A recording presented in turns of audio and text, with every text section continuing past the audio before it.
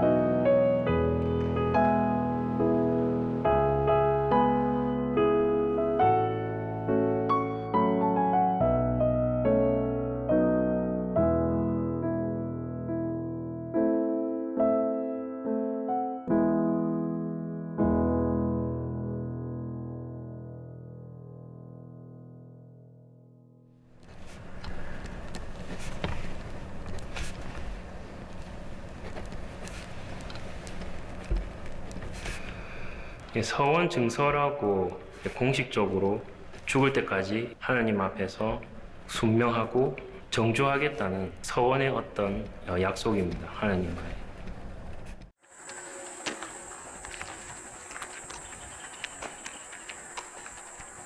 수도원이라는 데 처음 와봤거든요. 그런데 왔을 때 여기 계신 수사님들을 뵈니까 천사를 같으신 거예요. 하얀 옷 입고 계시는데. 그래서 우리 아들도 조금 커서 여기 수도원에서 들어 살면 좋겠다 이 생각을 제가 했었어요, 사실은.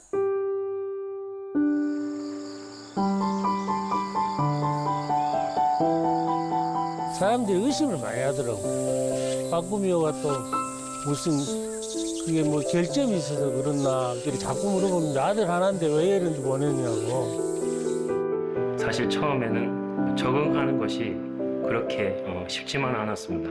매일 일찍 일어나야 하고 시간에 맞춰서 기도하고 또 노동하고, 결혼도 하지 않고 대도 끊어지는 것이고, 특히 박구미 여사님 같은 경우에는 외아들이잖아요. 그래서 보통 그런 경우에는 부모님들이 펄쩍 뛰기 마련인데, 그런데 조금만 더 지나고 나면 우리 아들이 저 길을 걸어갔다는 것이 너무나 다행스럽구나, 대부분 그렇게 생각을 해요. 왜 그런가 하면 너무나 자기 자식이 안전한 곳에 있기 때문에.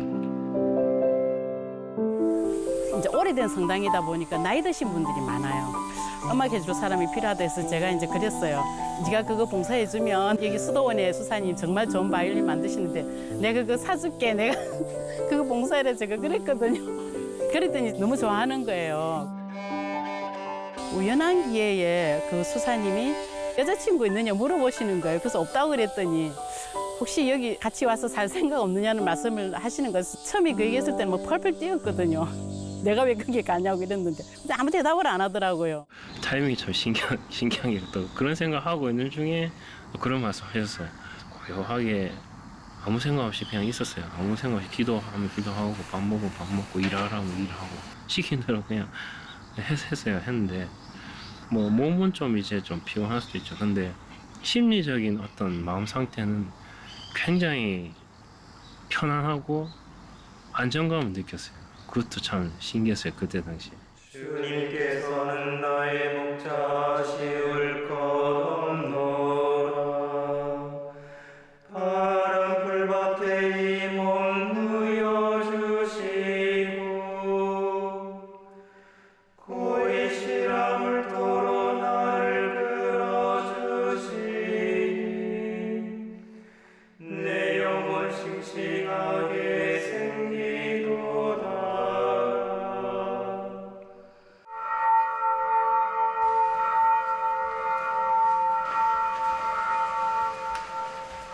끝기도 후부터 그 다음 날 약 오전 9시까지는 대침묵 시간입니다. 이 모자는 카푸처라고 하는데 그전에는 저희들이 끝기도 후에 카푸처를 쓰지는 않았습니다. 근데 낮 동안에 하지 못했던 이야기들 자꾸 실수를 하게 돼요. 그래서 어떻게 하면 좀 더 우리 형제들이 저녁 시간을 좀 더 침묵 속에 잘 보낼 수 있게 할 수 있을까 고민하는 차에 카푸처를 쓰니까 뭐 역시나 큰 도움이 되더라고요. 잘 제안해 주신 것 같습니다. 마지막에도 마음도 더 가라앉히고 하나님께 온전히 다가갈 수 있는 밤 시간대가 될 수 있어서 좋은 것 같습니다.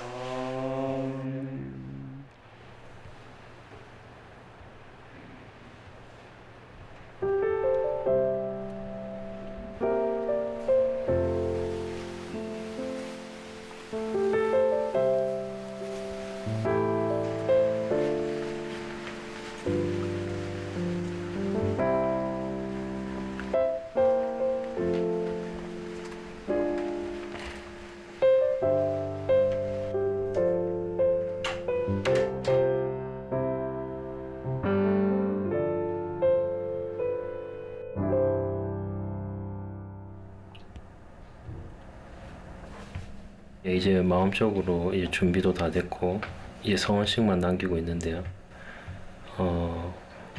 특별히 제가 종신소원하는 날이니까 긴장되기도 하고 또 한편으로는 또 기쁘기도 하고.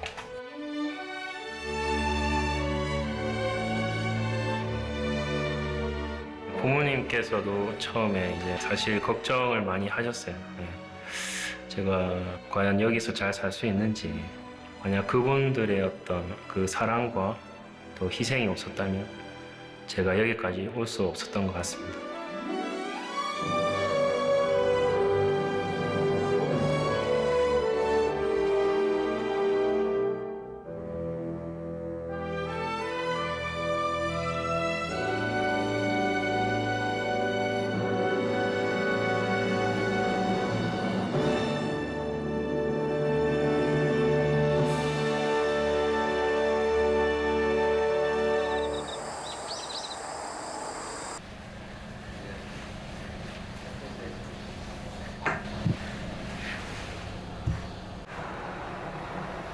오늘 빠꼬미 요사님 그 장원 서음식 좀 준비하고 있습니다. 이제 쿠쿨라라는 옷을 입히는 예식을 하시는데요.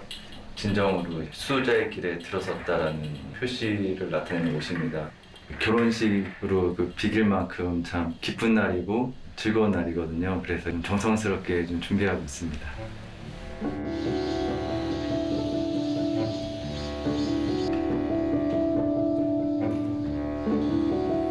진짜 밖에서는 이런 예식을 보기도 힘들고 참여하기도 힘든데 이렇게 장엄서원을 보게 되고 준비를 하게 됨으로써 저에게는 뜻깊은 날인 것 같습니다. 너무 긴장됩니다.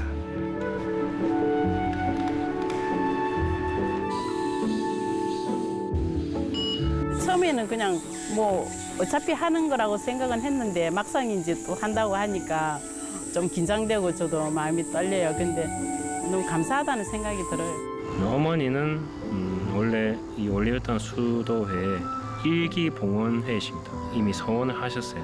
봉헌자로서 저보다 훨씬 선배죠. 요즘은 코로나 때문에 이제 자주 못 오지만은 근데 와도 그 일정 따르다 보면은 거의 뭐 이렇게 마주쳐서 얘기할 시간도 없어요. 제가 그냥 앞에서 그걸 하는 얼굴만 봐요.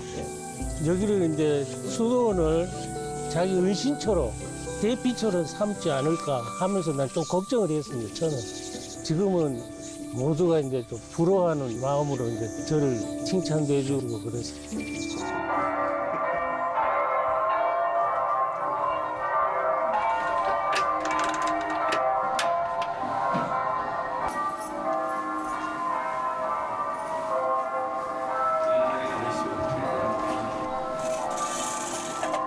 장엄선을 이렇게 복사 같은 것도 진짜 태어나서 처음으로 해보고 긴장됩니다. 종신서원, 장엄서원을 혼용해서 쓰기도 합니다. 이 첫 서원 후 3년부터 9년 사이에 장엄서원을 해야지만 법적으로 유효하고 그 이상 시간이 지나면 세상으로 이제 돌아가야 되는 건데 장엄서원장 한 명이 태어났다는 거는 수도원에 그만큼 큰 이제 힘이 생긴 거죠.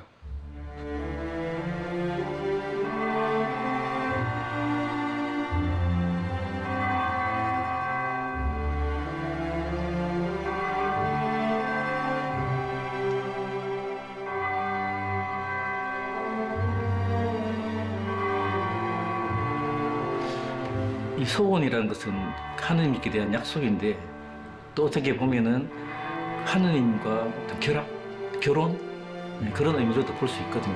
하지만은 그 결혼이란 게 어떤 갈라짐이나 그런 걸 허용되는 그 결혼이 아니라 영원한 결혼, 이혼이 없는 결혼 그런 의미가 있는 것이죠.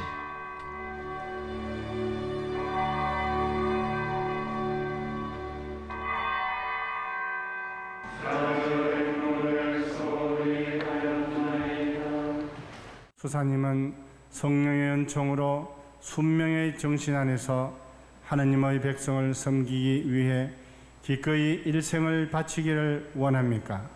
예, 원합니다.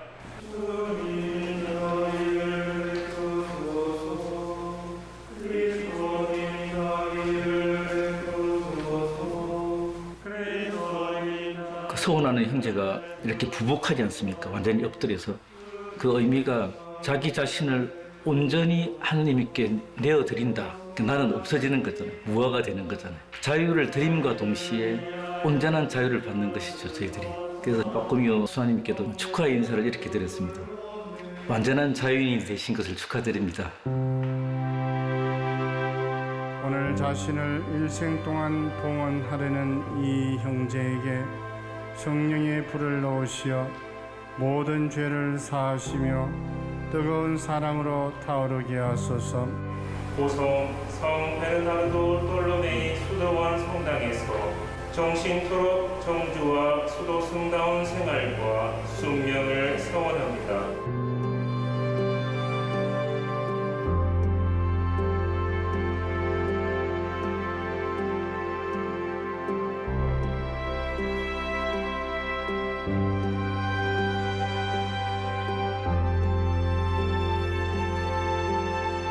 나는 이제 육적인 아버지고 영적인 아버지가 이제 계시기 때문에 나는 그거 믿습니다. 주님 뜻대로 하십시오. 이거지 다른 건 없습니다.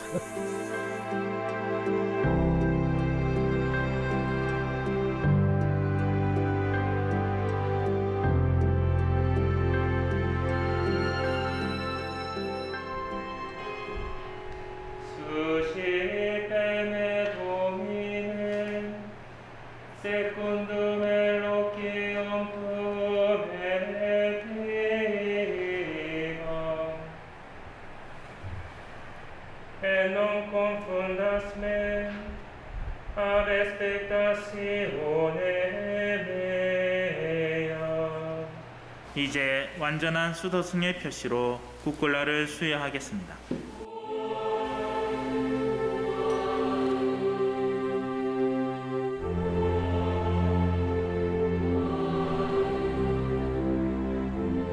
저희들은 수도복이라고도 하고 수의라고도 저희들이 그 마음속으로 부르거든요. 수의. 왜 그런가 그 수련 착복 때 또 장엄소원 때 받은 이 옷을 저희들 그 죽어서 관속에 들어갈 때 이 옷을 고스란히 입고 이렇게 죽습니다. 그래서 저는 살면서 저랑 같이 수도 생활하다가 돌아가신 분들을 여러 뵀는데 모두 한결같이 당신들께서 평소에 입던 옷을 그대로 입고 이렇게 관속에 이렇게 딱 들어가는 모습이 참 좋아 보였습니다. 그래서 이 옷을 떨어지더라도 이렇게 기어서 입고 그렇게 합니다. 사랑하는 수사님은 지금 우리 수도성 가족의 일원이 되었으므로 이제부터 모든 일을 우리와 함께 나누게 될 것입니다. 아멘.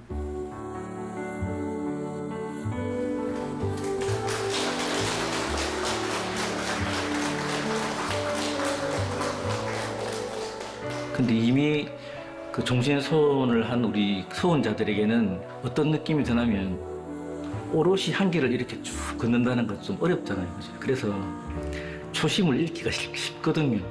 근데 그 초심을 잃기 쉬운 그때쯤 이렇게 그 세 형제가 이렇게 한번 또 장엄소원을 하게 되면 내가 소원을 할 때 그 초심을 한번 기억하게 만들어 줍니다. 저는 2013년도 7월 달에 장엄소원을 했습니다. 저는 장엄소원한 지 한 5년 되었습니다. 2002년도에 그러니까 장엄소원한 지 20년 됐습니다. 저는 장엄소원한 지 15년 되었습니다. 저는 2006년도에 장엄소원을 하였습니다. 저는 2019년 8월 19일에 장엄소원을 했습니다. 장엄소원을 한 지가 한 30년 가까이 됩니다. 그 소원자가 장엄소원을 이미 한 형제들하고 평화의 인사를 나눈 시간이죠. 젊은 수도자가 있을수록 그 공동체가 더 밝고 힘이 넘치는 그런 그 에너지를 느낄 수 있어서 좋습니다. 여기까지 저를 이끌어주신 종신소원 수사님들과 여러 수사님들께 진심으로 감사하다는 말씀 드리고 싶습니다.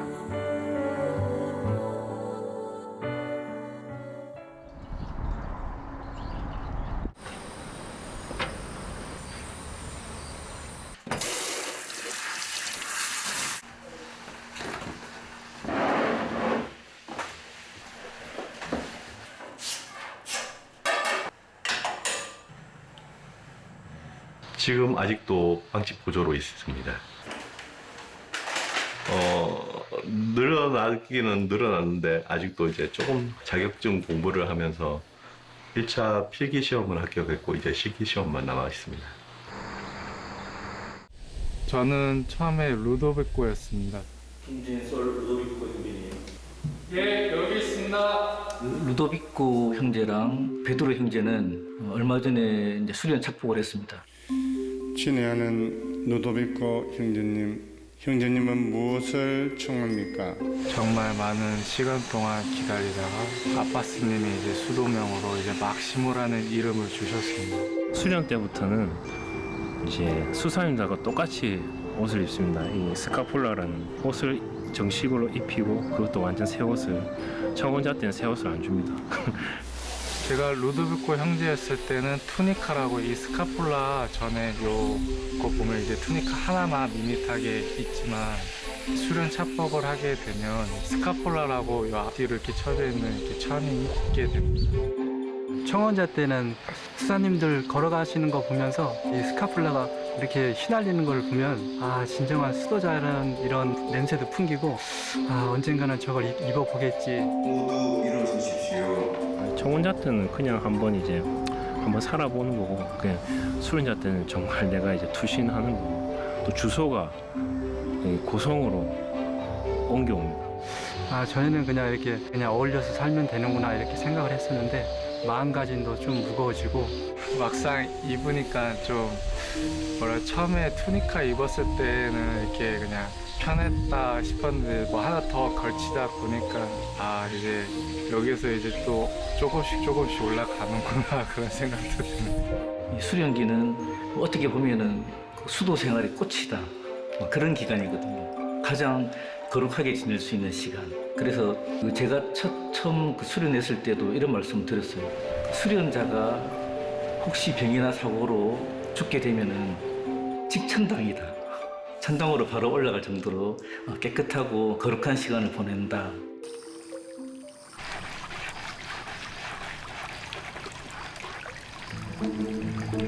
서창석 원사님은 작년에는 허리가 아파서 허리 치료한다고 쉬다가 다시 복귀했습니다. 저는 천군만마를 얻은 듯한 그런 형제입니다. 저도 예전에는 이렇게 빡빡 깎은 적이 있었습니다. 그런데 요즘 갈등이 생기고 있습니다. 지금 깎아야 되나 말아야 되나. 김운규 프란치스코 형제는 홍직에도 있었고 또 전자기타 나이가 45살인데 보시다시피 현재 유일하게 투니카를 입고 있는 제일 막내입니다. 이주환 안세무 수사님은 우리 수도원의 두뇌라고 할 수 있는 아주 훌륭한 형제입니다. 20년 정도 됐습니다.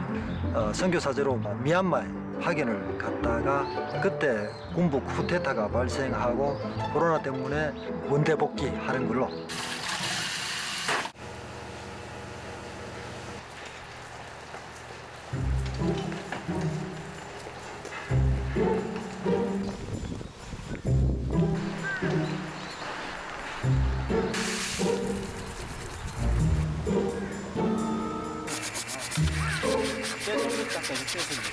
얼마 되지 않았지만 그래도 새로운 형제들 오고 분위기 조금 적응하는데 조금 눈치 안 채는 눈치를 보고 있습니다.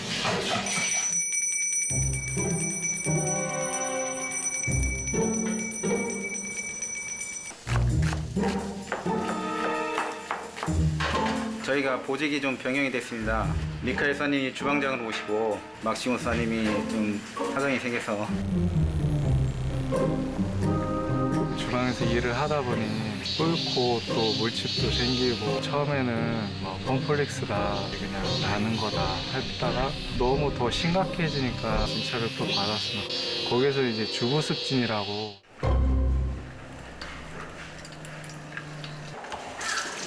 아무래도 주방에서 일하는 것보다는 좀 세련되고 꿀보직이죠. 아무래도 그죠?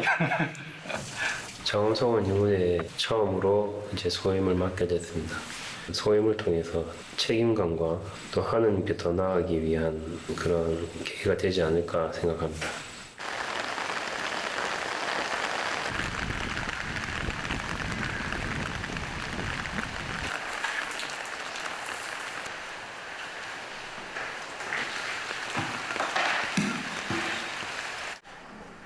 공동체에서 가장 큰 변화라고 한다면은 우리 공동체 구성원들이 약간 변동이 있었던 것, 그것이 가장 크겠죠.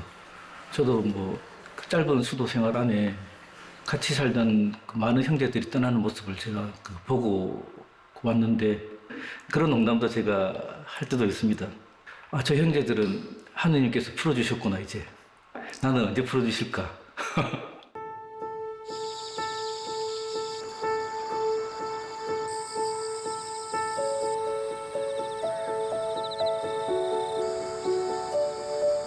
왜 그런가 하면 그 형제들이 수도원을 떠났다고 해서 결코 불행한 것은 아니거든요. 우리 모두는 하느님의 뜻을 찾아가고 있는 여행 중에 있기 때문에 그래서 새로 들어온 형제들도 공동체에 같이 지내는 형제들이 많아지면 항상 기쁜 일이지만 또 한편으로는 걱정도 절반 정도는 가지고 있죠. 아, 저 형제가 또 내가 걸어온 길을 또 그런 고민들을 차곡차곡 하게 될 텐데 그런 일들을 잘 이겨낼 수 있을까. 그래서 또 기도도 하게 되고 그렇습니다.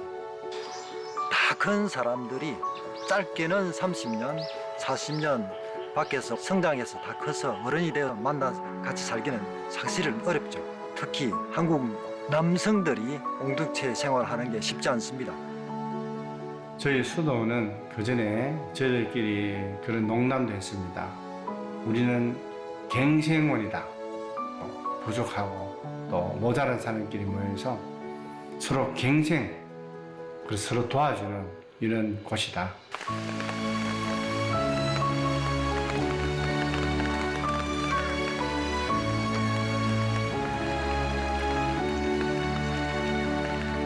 나도 그렇게 모자라고 부족한데 나를 받아주는 그 형제들 얼마나 고맙고 사랑스러운가.